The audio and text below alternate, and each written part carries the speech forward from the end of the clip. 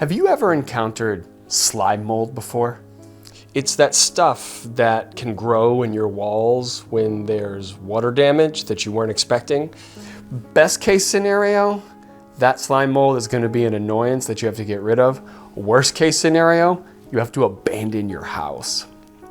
But Toshiyuki Nakagaki, a professor at Hokkaido University in Sapporo, Japan, he studies slime mold for a living. He spent his entire career working on it. And he came up with an experiment that defies logic and reason.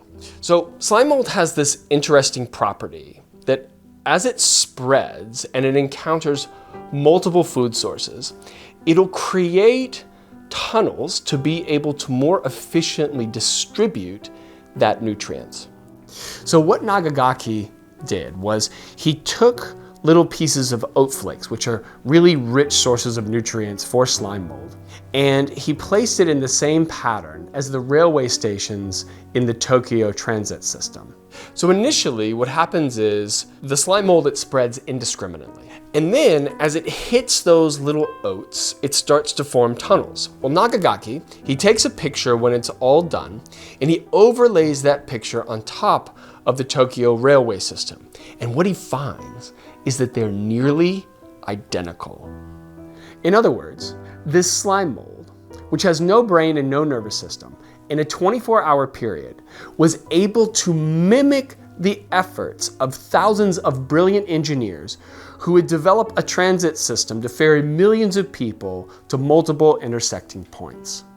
Isn't it interesting that an organism that generally elicits revulsion from most people is capable of such engineering feats?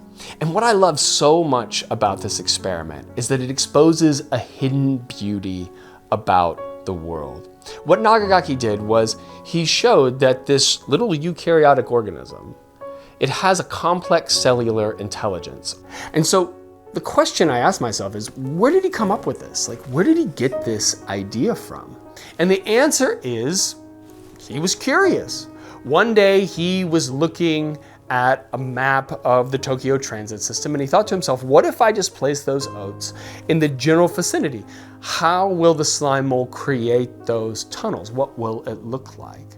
Now, normally, you wouldn't combine these two fields. You wouldn't combine slime mold with the Tokyo transit system. These are two things you'd never put together. But in doing so, it revealed this incredible beauty about the world that otherwise we would have never known about had he not been curious.